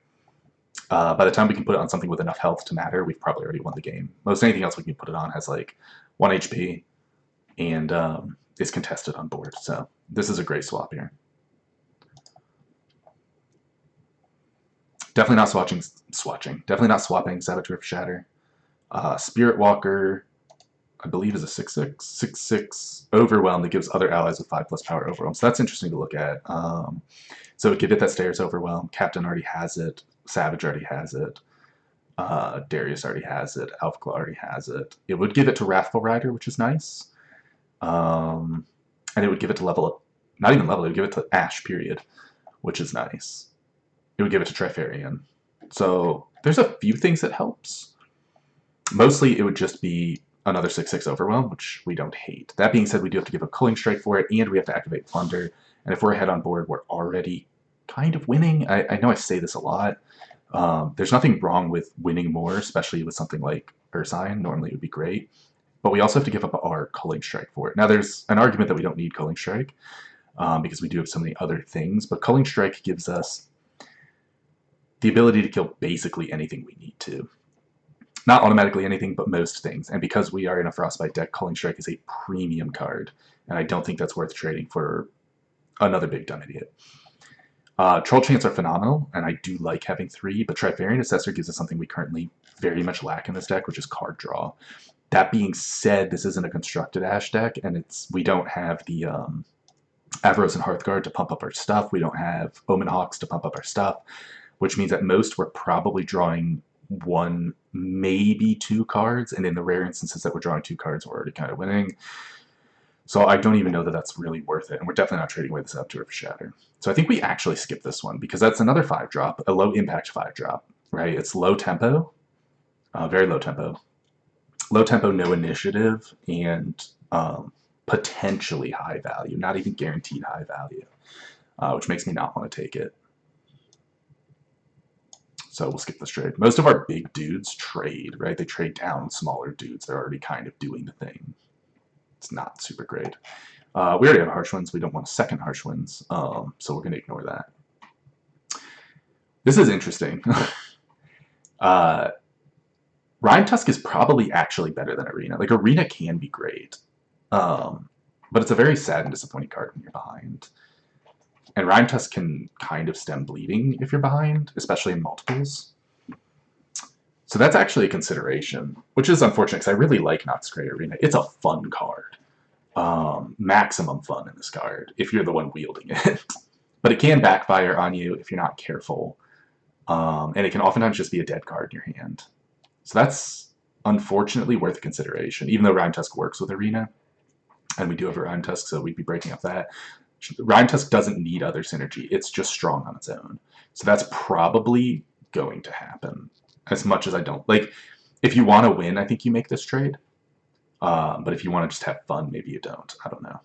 That being said, this is an interesting one, too. Darius for Sejuani. In their unleveled forms, Sejuani is infinitely better. They cost the same. This is a 6/5, this is a 5/6. Toughness is generally more, or health, whatever you want to call it, is generally more important than power. In their leveled forms, Darius is bonkers. He just runs things over, right? As you saw, we won a number of games off of a level up Darius. But he is just another big dumb idiot at the end of the day, right? We have a lot of those. Sejuani provides a little more utility. Her play effect is completely game altering sometimes, and or oftentimes. And even though we can't power level her, like we don't have ways of damaging our opponents on their turns, so she's not going to level up quickly. She doesn't really need to level to be good. Whereas Darius unleveled is a worse Alpha Wildclaw, Sejuani unleveled is a perfectly fine card. She's a 5/6 that casts Caught in the Cold, right? So really, if you think about her casting Caught in the Cold, because she's slow speed, but it's something they can't even respond to, so it's even better than Caught in the Cold. She's basically a 4-mana 5/6 on top of that. So I think that's actually a worthy trade, as weird as that sounds.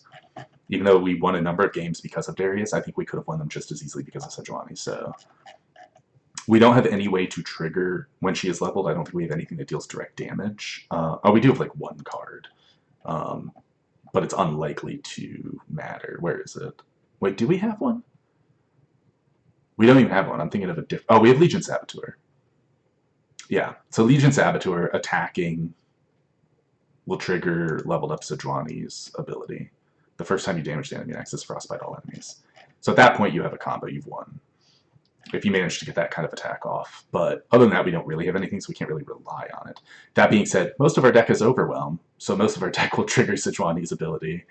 So it's perfectly fine. I think this is just, we're trading up in utility while trading down in power very, very slightly, and only in certain circumstances. His level up is way easier to get than her level up, but still. I generally value a little more utility over a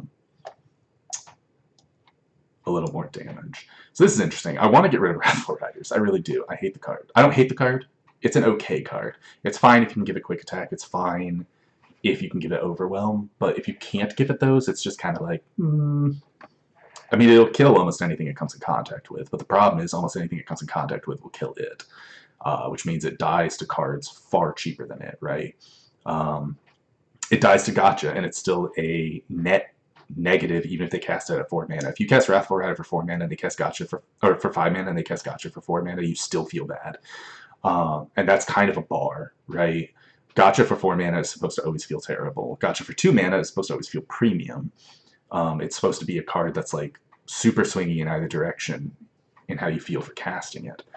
But Wrathful Rider kind of upsets that bar. So I don't love it. We're never getting rid of Pharaon, especially for a Shatter. Pharaon is a game closer. Something this deck desperately needs. He's one of our only sources of non-combat reach. He is like our only source of non-combat reach. And keeping him is all the more reason that we don't need Darius as much. Because they kind of fulfill the same purpose. If they're at 10 health, 3 Decimates represents a clock that they can't beat. If they're at 10 health, a Darius represents a clock they're going to have a hard time beating, but they can beat. And unlike Constructed, most decks you run into aren't going to have 3 denies, right? Not that most decks in Constructed have 3 denies, but if they're in Ionia, they probably have 3 denies.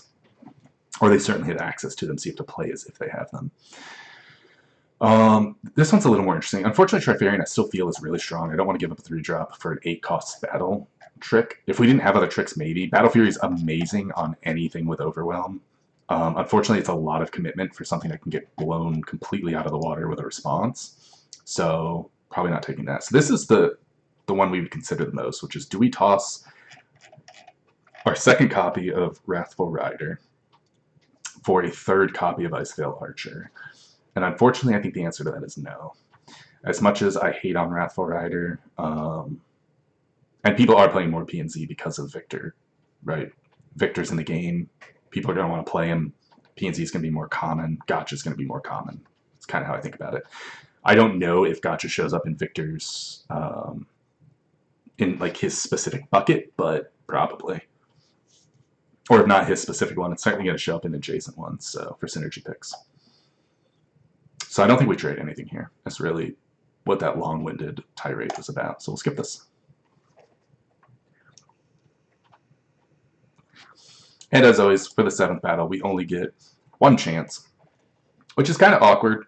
I don't know if I wish. I feel like giving you 2 chances but not letting you edit your deck in between would feel better, because it would come out to kind of like a best 2 of 3, but maybe that'd be too high of a win rate. Oh, interesting. This is the first time we've gone up against like presumably a super aggressive deck. This guy's got, assuming our deck sizes are the same, which they should be, this guy has a whole bunch of Dravens. 32 cards left, 32 cards left. Yeah, so he has, what, 4 Dravens? So he's all in aggro, so we need to play accordingly.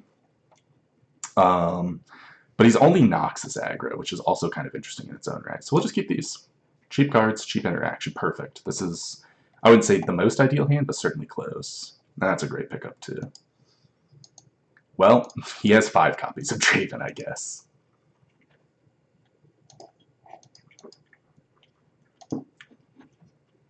And because he's aggressive, we're actually going to play Ice Spell. Well, I guess we have Triparian Hopeful, but we'll just play Archer.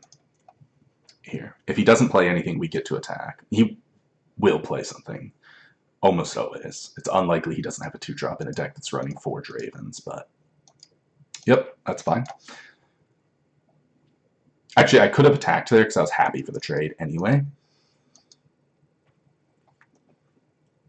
Either way, I make this trade. Like, it does not matter, so...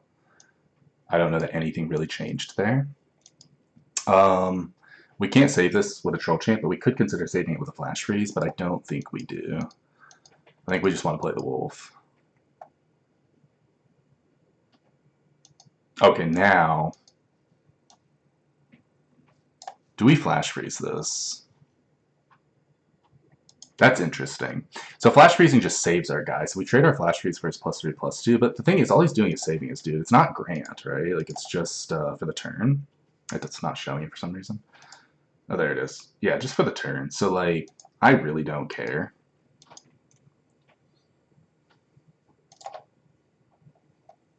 If he wants to make trades like that, I'm A-okay with it.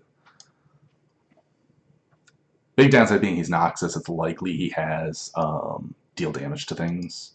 Okay. That's really interesting.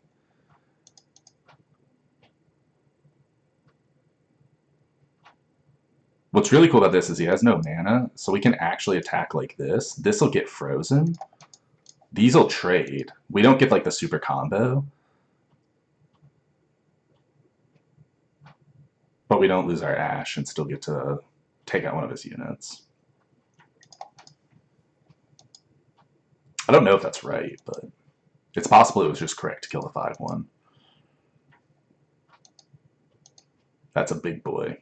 We will almost definitely be Flash Freezing that. Saboteur stops him from attacking with his other stuff. I imagine. I can't imagine he attacks with them. Just to push, what, 2 damage?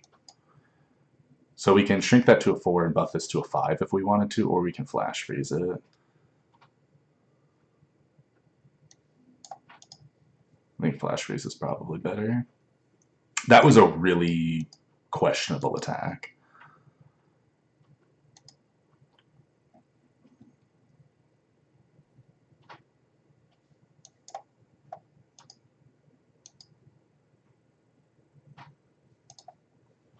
I did that because Troll Chant can save us from direct damage. That's why I did the Flash Freeze instead.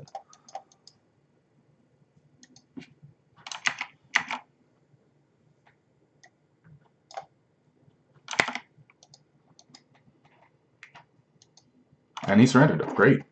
Free, easy win. I'll take it.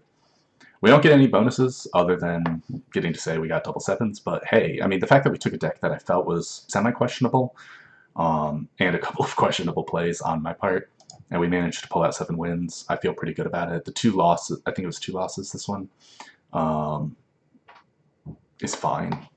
You know, they weren't on round 7 and they weren't in a row, and that's ultimately all that matters. So can't get down about a loss. If you're playing expeditions and you're the kind of person that one loss starts to tilt you, take a break after your loss. Come back to it with a fresh head, because if you tilt like that, the game after is likely to be another loss. And you can get, what is it, 7 runs. You can lose your first one, lose after round 1, lose after round 2, 3, 4, and 5. You can get 6 losses throughout an expedition and still be completely fine. and still take it to 7 wins. It'll take longer. Maybe that's not for you, but if you are that type of person, just walk away for a minute. It's not that big of a deal. So that will be this round. I guess we can just open this. Couple of wild cards, which is great. Ooh, upgrade. Always nice. And a bunch of shards. And the capsule's just going to have a bunch of shards in it, too, because I own all the cards. But we'll open it and pick up our shards.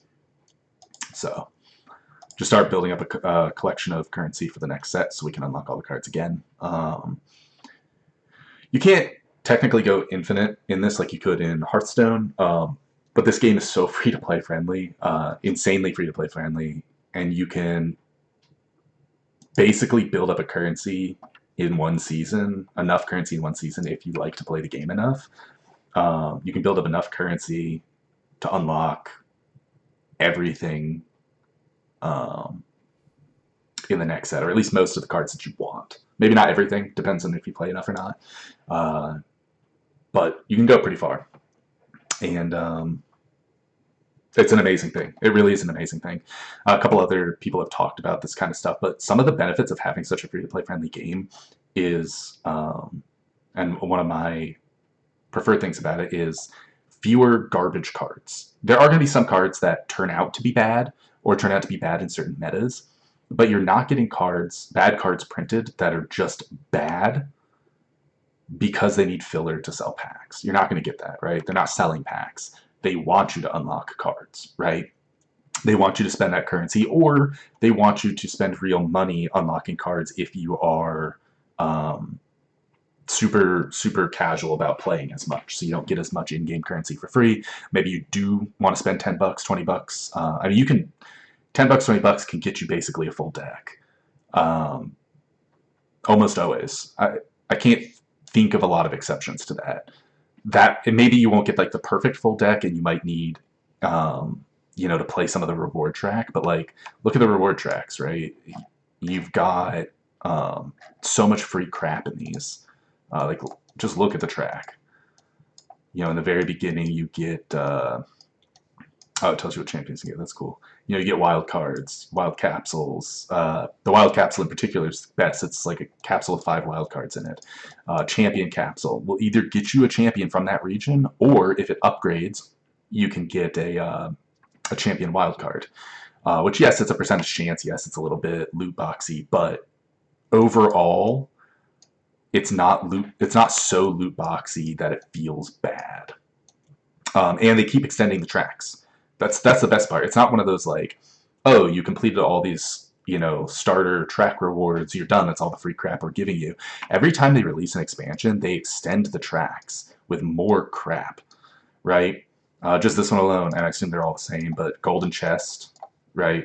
I don't know exactly what golden chests contain. It just says a large amount of shards and a capsule, whatever that means. So it's going to give you, a bunch of cards. Some of them you'll have, most of them you probably won't if you're free to play, unless you played a lot since the beginning of the game, which is how I got all my cards unlocked. But completely free to play, right? The only thing I spend money on is cosmetics. And I do that because I don't want this game to not that I think this game will disappear. I mean, at the end of the day, they're getting enough money. I enjoy cosmetics. Like, let's face it, cosmetics are fun. I'm not gonna spend money on the shinies, because the shinies right now aren't impressive enough to warrant spending a bunch of money on, especially if we go let's look at the cost of them. The cost is a little obscene. So if we go to a card, let's look. So assuming we didn't have full copies, it costs 300 riot coins, or 3,000, right? But the money equivalent is 300 wild coins. I don't know I mean, it's a different amount depending on how many wild coins you buy at once. I don't know why I keep saying wild coins. Riot coins. 300, right? We'll just use that as a baseline. It's 300 for a champion. It's like, I forget how much for a common. Where's a common? It's 10 for a common, right? So it ranges from 10 to 300. Look at how much it is to make it prismatic. 600. Double the cost of unlocking in the first place. Now, admittedly, 300 gets you 1 copy of Fizz, so you'd have to spend 900 to get all 3 copies, and 600 turns all of them shiny. So you could argue that it's cheaper to make them shiny, but you have to really like shiny cards, in my opinion, for that to be a decent value. So anyway, that's my opinion on that. Or you can spend 700 shards, which so far the quests have been giving like 25, I think. Oh yeah, here we go, 50. I've completed like 2 of the shard quests, so yeah, they give like 25 each. Oh, we just completed another one. Hey, let's open it together. So this is kind of cool. The prismatic chests actually just give you 3 choices of a card to make shiny. So I think that's a really awesome system. It lets them control if they're giving commons, rares, commons, rares, epics, or champions. So that's kind of nice, right? Maybe they have a really hard to complete quest, or maybe, they said end of season rewards are going to give you prismatics. So maybe masters players or diamond players or some cutoff, I'm sure they'll pick a spot to cut it off at, will get champion prismatics. That would be pretty cool. It kind of gives another reason to grind the ladder beyond, I just want to grind the ladder and play better players, or I just want to grind the ladder to try and get into the seasonal tournament, or whatever the case may be, right? It kind of gives you a better reason to do that. But the quests, currently, the ones that give those rewards, have currently offered up commons. I don't know if they can upgrade or not, but I assume so. Most of the rewards in this game seem to have a percentage chance of upgrading. Also, the shiny... which, that's weird. Normally, so the other ones I got offered, so this one you can see has a little bit of crap moving in the background. This one has a little bit of crap moving in the background, but I don't know if you just can't see it on the Puffcat Peddler or if it doesn't have it. Some of the darker cards, it feels like they kind of just applied an overlay to all the cards. Take that for what it is. That's why I don't think it's worth spending real money on, unless you just really want to flex your wallet or whatever. But some of them just don't look any better, other than their border. The border's sweet. I love the border. They did say that over the next year, there's going to be more than just shiny options available, and I don't know what that means. Maybe alternate card arts, maybe play effects. Play effects would be great. That was the one thing I did like from Magic Arena, and to some extent from Hearthstone. They had some of the cards had pretty cool play effects. So that would be an awesome upgrade. It would be a great way to kind of show off your deck when you're playing. You play a card, big flashy effect. It feels really cool, provided it's not so obnoxious that it's either annoying or takes somebody's CPU or anything. But anyway, I think of all these, I would take Gotcha. I'm most likely to play PNZ and not Puffcat variety. Despite Teemo being one of my most played champions in League of Legends, yes, you can judge me for that. I don't actually like the mushroom theme or the mushroom decks that much. It's too random for whatever that's worth. Maybe if they add something in the future that lets you trim cards out of your opponent's deck without trimming mushrooms or something like that. I'm glad the mushrooms aren't super overpowered, and you might take anywhere from 1 to 5 damage against most mushroom decks. That's why it's really just kind of an aggro tool or a burn tool, to add a little extra punch, right? I know I think Swim had a version of discard aggro that was running 1 Teemo in there. Wait, was it discard aggro? I don't remember. One of his aggro decks ran a singleton Teemo. And his reasoning for that was Teemo's champion spell is garbage. You don't need Teemo to win, so it doesn't require you to put 3 of them in there. But if you get it on turn 1, sometimes it pushes just that little bit of extra damage. If your opponent can't deal with it, sometimes it pushes a lot of extra damage. So it was a worthy trade-off in that case. He traded 1 Draven for 1 Teemo, and that was pretty reasonable. So, and now I think the new burn deck that is PNZ, it just runs Teemo only, as of right now. Again, nothing's refined. We're 2 days into the expansion, so nothing's refined yet. But they just run Teemo as the only champion in it, and Ignition from the whatever that 1/3 is. I'm really bad at card names, but the 1/3 that produces an Ignition every turn. They just put Teemo in there just as another okay 1-drop. So. But we're going to take Gotcha. When I play PNZ, I typically play Heimer variants, so we'll take the pretty gotcha. Your mileage may vary. Take whichever one you prefer. Oh, and then 25 essence. So that's cool. A little bit of extra gemmies. I think for a common, what's it take for a common?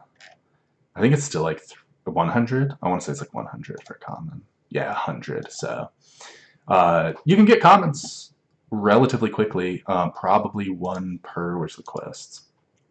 So the quests reset. So you have one that resets, I think, weekly, one that's apparently 2 weeks, and one that is looks like 4 weeks. So you can get them, you know, over a month. You can probably get, assuming each of them gives 25. This one wasn't a chain. I think this one was. I don't remember. I think this one's not a chain and it gives you essence. This one's not a chain and it gives you one of the capsules. So you get one card and then essence. And then this one is a chain, but I don't know. Yeah, we opened the thing and it gave us a card in essence. That math checks. All right. So yeah, it looks like that's going to be the case. I don't know what the third quest will offer. This one offers, it looks like a rare box to me, just based on the color. I think the other one was very green for common, blue for rare. So this might even give us a rare, and then it may even give us an epic after that. I don't know. We'll see when we grind through it. Anyway, I'm rambling at this point, so we're going to cut the video here. And if you enjoy this type of content, please hit that thumbs up button, subscribe. It doesn't cost you anything, but it helps support the channel so much. And thank you for your time.